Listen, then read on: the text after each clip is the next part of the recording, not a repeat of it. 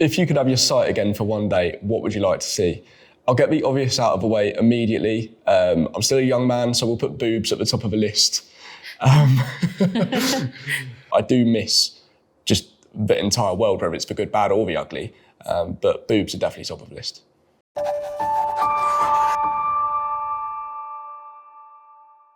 Hi, my name's Tobes, I'm 23 and I am blind, and I'm here to answer your questions today from the Honesty Box. Normally on Honesty Box, the guests would be reading from bits of paper. I've got my phone and my screen reader to read out all of your lovely questions to me. This is what it sounds like. It's a little bit quick. Don't worry, I will slow it down for you when the questions get going. How did you go blind? So I lost my vision very, very slowly over a 16-year period to a genetic condition called retinitis pigmentosa and early onset rod and cone dystrophy, which is quite a mouthful. But what that means essentially is the cells on my retina, which is at the back of the eyes, died. So as I grew up, the hole that my vision is in got smaller and smaller, and I lost detail and definition until now all I see is light and changes in light. I went blind about 7-8 years ago now. I'm 23 years old, so I was 16 at the time. That's when I passed the threshold from being partially sighted into being what we now call blind. Is it dark in your mind? Weirdly, no. In my mind, I can actually see. My visual memory still works, so I'm imagining things in my head as I'm talking all the time. It could be a car, it could be a football, it could even be myself when I could still remember what I look like, which I promise you is a horrendous image. There are some people who are born blind, who obviously have no visual memory because they've never seen, who wouldn't necessarily have visual imagination. But for myself, I'm lucky enough that I do. Are your other senses heightened? No.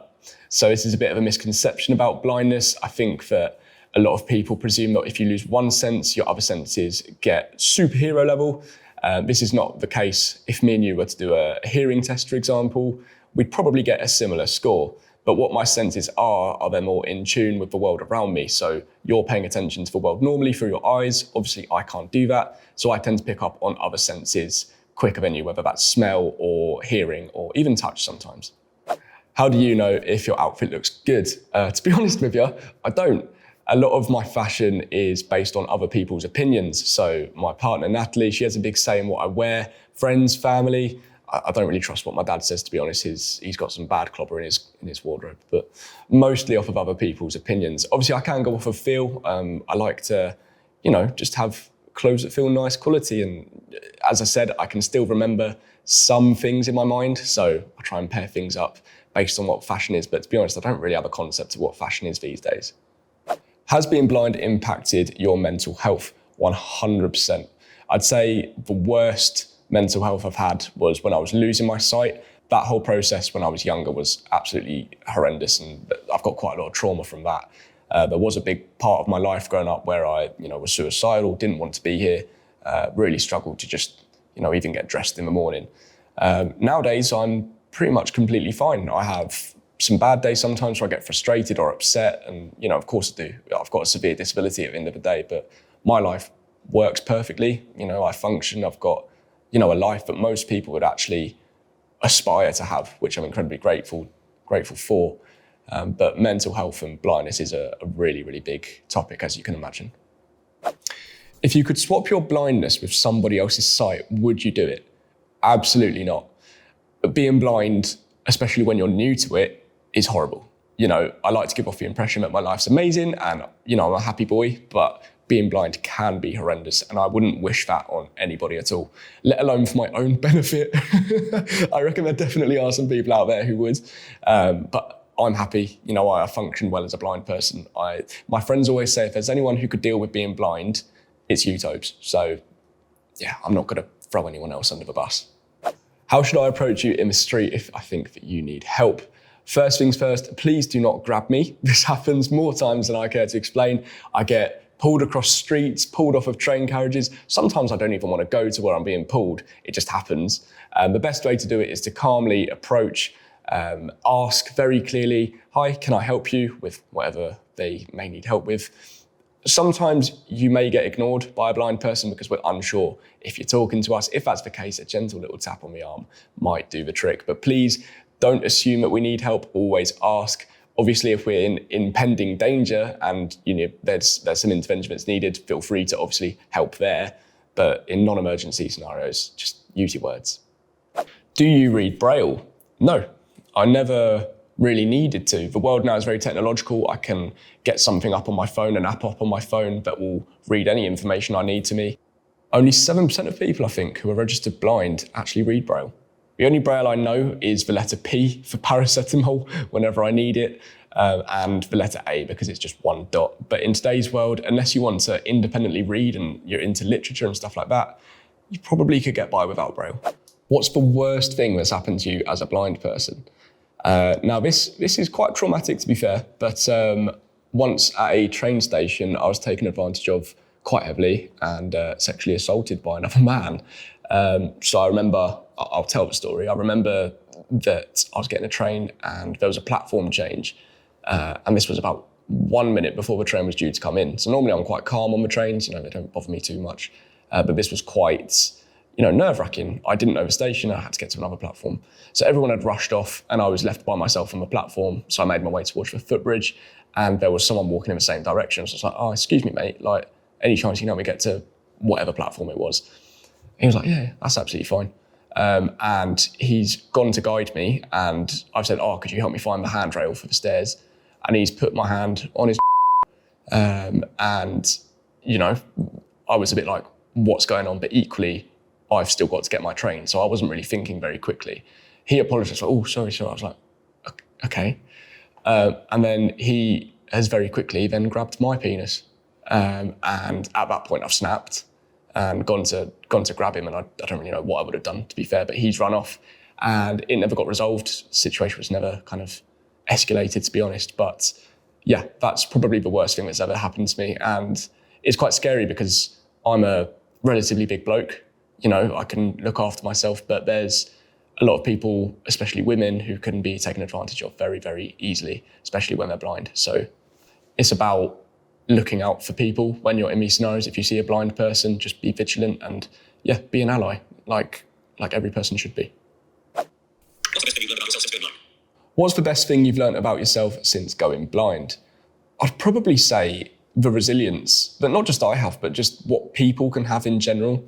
I think, I've been told often, if I went blind, I'd kill myself, or I don't know how you cope, it must be so hard. Actually, I just get on with life. My life is what it is. I've been this way now, for 23 years. So it's not really something I think about at all. And that comes down to resilience and adaptation. And I think you could take most people on this planet, pop them in a challenging situation, and they'd figure out a way to deal with that. And that's not just a message, that I like to spread to blind people, but I hope that everyone understands that. How do blind people date? Now, this is a nuanced answer. It kind of varies from person to person. I've had some horror stories, I've had some success stories. It's a mixed bag. Ultimately, the first thing to say is we date like just normal people. We use dating apps, we meet people in real life. It's hard though, and it can be really hard. Blindness is isolating, it's hard to meet people, it's hard to, make connections with people off the bat. And a lot of the time people are scared to interact with blind people. They think we're crazy or gonna fill their face or something, I don't know. But yes, dating can be incredibly difficult. I'm very fortunate now, I've been in a relationship for over 5 years. And that's with someone who loves me for who I am, as cliche as it sounds. But a lot of people don't have that luxury. What could society do to make your life as a blind person easier? The first one is stop parking on pavements. That's a bit of alliteration, isn't it? Stop parking on the pavements, please. I will walk into your car and I might damage it because I walk quite quickly and I walk with a big stick. So if you don't want your headlights caved in, find a proper parking space. Other than that, in more general terms, just be open-minded and receptive to people with disabilities. We're normal people with normal lives, normal interests and normal ways of behaving. We're not special or weird in any way. Don't get me wrong, some blind people are weird. I'm weird, but not because I'm blind. I'm just a normal person, So be open-minded. Don't shut us down just because we're there, Just treat us as normal people. How do you know where you're going and how to get around? So to get around, I have my cane, which effectively, if you don't know what it is, it's about 5 foot long, it's a stick, it's the stereotypical thing you see with blind people, and that is essentially feeling the path in front of me. It's my eyes, it's telling me where steps are, where curbs are, where obstacles like bollards or signs might be, so I can navigate around them using my cane. How I know where I'm going, that's a different story. I think there's this weird kind of presumption that blind people just have inbuilt GPSs and we're incredible at navigating, through any area. That's not the case. We are taught our routes by someone called a mobility officer who comes out from a council and will teach us kind of any regular route that we need to take. So it might be from your house to the shops, your shops to the gym, around your local town, anything like that. So in my local area, I know exactly where I'm going. But if you were to pick me up and pop me in a random place I've never been to before, I'd be heavily reliant on other people, Google Maps, and a bit of intuition. How do you exercise and can you play sports? So exercising is pretty normal for a blind person. We're not physically impaired, it's just our eyes that don't work. So as long as we're in a space that's adequate for exercise, we'll be completely fine with that. In terms of sports, I'm a massive advocate for parasport. So I play blind football and have done for a few years now, which is an incredible sport, very, very physical, but also very fun. In a nutshell, you've got a regular football with ball bearings inside, which rattle so we can locate where the ball is using our ears. There are boards that run down the side of the pitch, which keep the ball in play, but also gives us something called echolocation, which is where the sound bounces off of something, and that allows us to orientate where we are on the pitch. The goalkeepers are fully sighted, which sounds a bit ridiculous. You're like, how are you scoring against fully sighted people? I invite you to stand 3 meters away from me while I smash a football at you. It sounds fun. So it's quite a complicated game, it's quite tactical, very physical, and very technical as well. So if you ever get the chance to watch it, I would strongly advise. And you played for England? My first cap is going to come at the start of November against the US, flying out to California to play in a tournament out there. So we've got them, Canada, Colombia, and Honduras in a little tournament.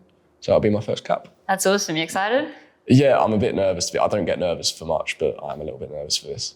I've also done sports like judo, athletics, cricket, tennis. There are all sorts of sports that can be adapted for blind and visually impaired people to play, and it's one of the best communities that I've ever been a part of.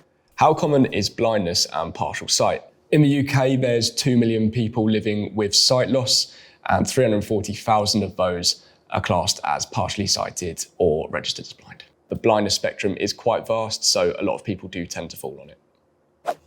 If you could have your sight again for one day, what would you like to see? I'll get the obvious out of the way immediately. I'm still a young man, so we'll put boobs at the top of the list. After boobs, I'd probably put my family. I don't know how happy they'd be about that. Just general things. I miss having a wonderful view out of a window when you're on holiday, a beach, anything like that. I've never seen my partner's face, Natalie, so I'd love to know what she looks like. I know what she looks like through words, but not obviously in my head. So it's just the world, really. I do miss just the entire world, whether it's the good, bad, or the ugly. But boobs are definitely top of the list. Can you see your dreams? Can you see in your dreams? Yes. Very, very weirdly, dreams are incredibly strange as a blind person.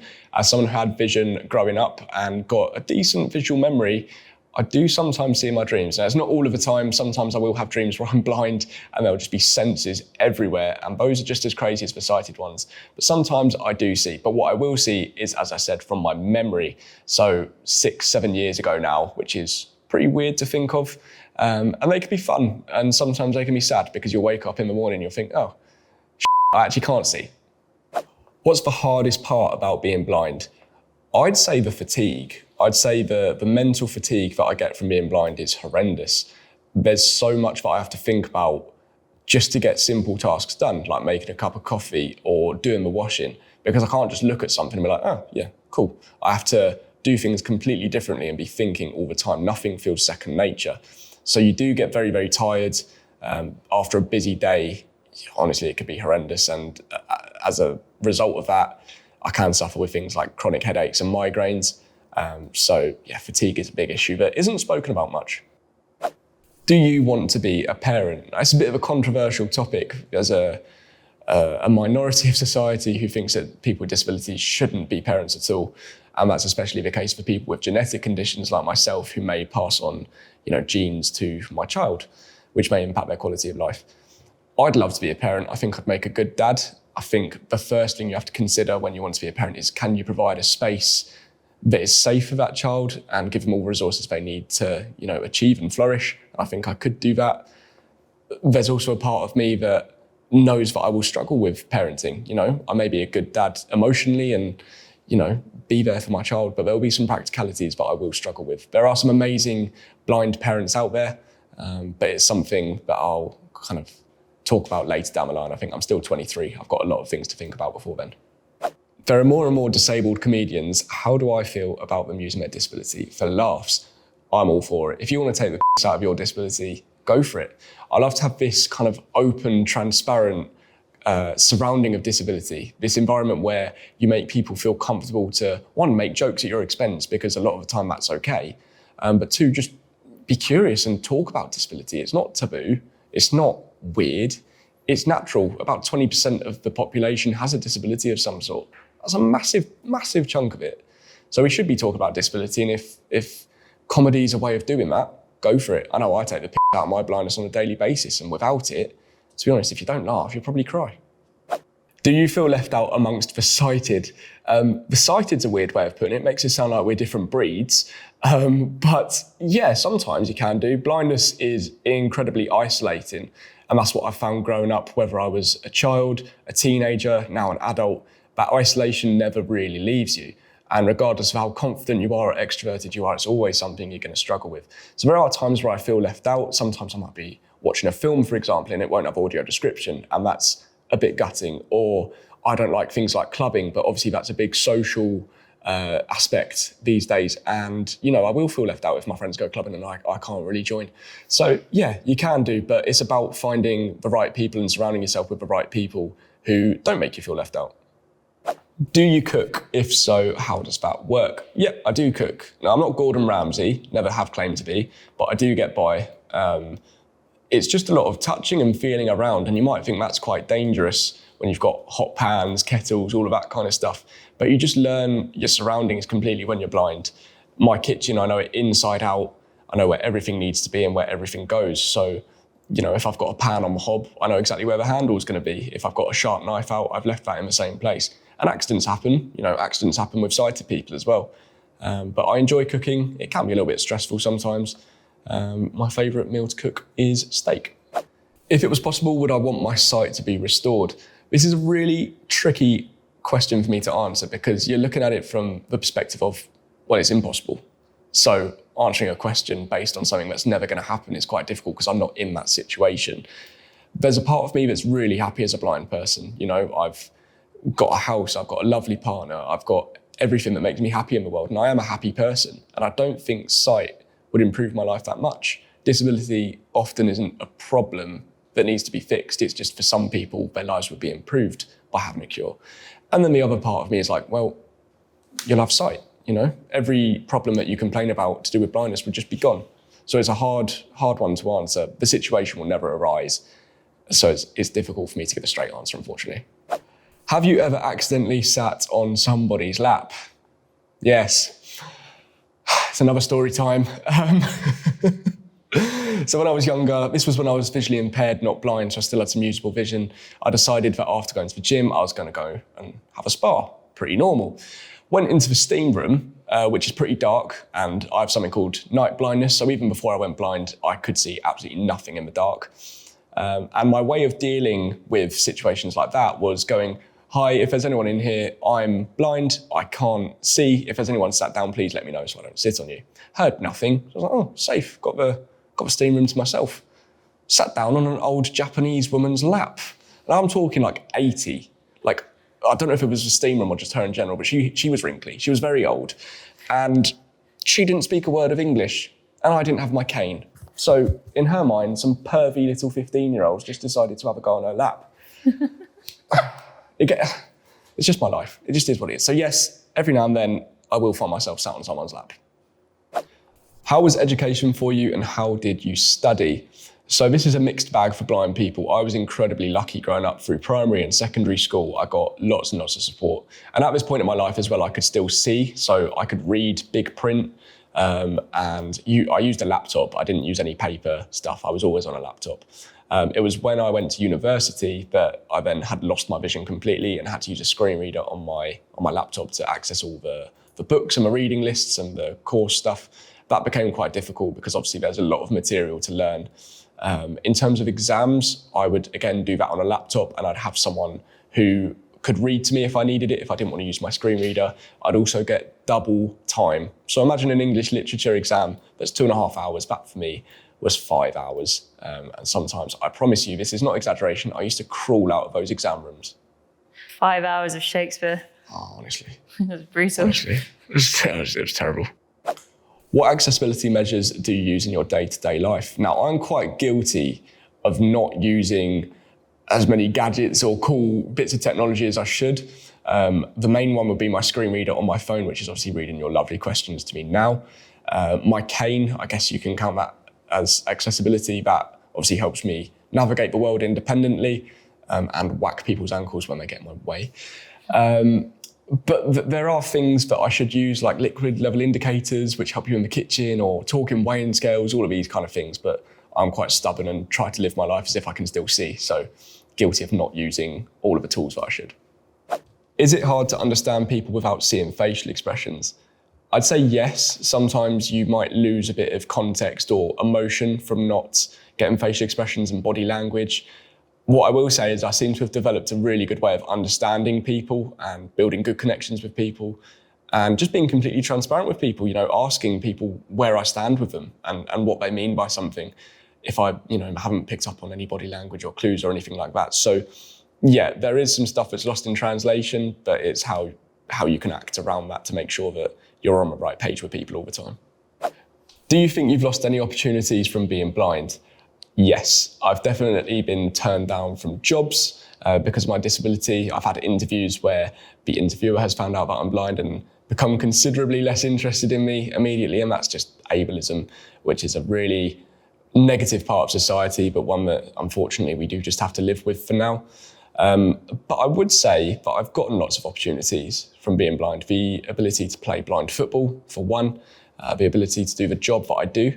I'd never be sat here if I wasn't blind. So it's all about the way you view it for me. It's a mindset thing. Yes, there's negatives, but you can also find positives in every situation. Do you have a guide dog? No, I've got a little cocker collie at home who's a pet. She's a little shit, but I love her. She is lovely, but she's not a guide dog. In fact, she'd make a terrible guide dog. I'd definitely be in a river somewhere by now. I think I will use a guide dog eventually. It's a hard decision for me to make because I love using my cane and I'm completely confident and competent with it, and I've gotten this far, so I can't be doing something completely wrong. A guide dog would take away some stress about navigating busy places and finding specific routes and all of that kind of stuff. But for now, I'm happy with my cane. I reckon I'll get a nice guide dog when I'm retired and old and crusty. What's something that people underestimate about you? To be honest, the whole thing, just me as a person, gets underestimated. I think the label of being blind or disabled makes people presume that I'm just incompetent completely. So it's a bit of a cop-out answer, but just me in general. I've got a job, I've got a house, I've got a partner, I've got friends, I've got hobbies. I'm an average person, but people will always see me as subpar because I'm blind. What support is out there for the blind community? This one's a bit of a mixed bag. Sometimes being blind can leave you by yourself and without much support, which can be problematic. But there is a big community of visually impaired and blind people who are really supportive of each other internally. Outside of that, you're looking at things like the council. Can they support you with independent living? Charities? Can they support around socialising and fundraising for certain things, putting on events? There are charities like the RNIB, for example, that you can rely on for support. I've definitely relied on the RNIB when I was younger. Not so much now because thankfully, I've got all the resources I need, probably as a result of institutes like the RNIB, but there are lots of charities set up to help blind people. Do you feel hopeful for the future? I'd say yeah. I'm in a good place mentally, and in terms of where I'm in life, I think I'm doing pretty well as well. I've got questions about the future, things about parenting and occupationally, where will I be? But I think they're questions that people who aren't blind have as well. So I think I'm just living life as a normal 23-year-old I'd like to think I'm hopeful about the future, but I like to take it day by day. You never, ever know what's around the corner, and there could be something that changes your life that'll happen tomorrow and you've got no clue. After Wolf of Wall Street, there definitely was an increase in violence towards people with dwarfism. And when I say violently attacked, I don't mean just like picked up. I'm talking about like come out in an ambulance,